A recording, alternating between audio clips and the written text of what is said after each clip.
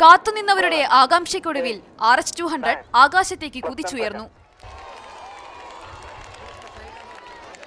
ബഹിരാകാശ രംഗത്ത് രാജ്യം കൈവരിച്ച മികവ് നേരിൽ കണ്ടപ്പോൾ വിദ്യാർത്ഥികൾക്കും മുതിർന്നവർക്കും ഒരുപോലെ സന്തോഷം. ഒക്ടോബർ 4 തുടങ്ങിയ ലോക ബഹിരാകാശ വാരാഘോഷത്തിന്റെ ഭാഗമായാണ് തിരുവനന്തപുരം വിക്രം സാരാഭായ് സ്പേസ് സെന്റർ പൊതുജനത്തിനായി തുറന്നുകൊടുത്തത്.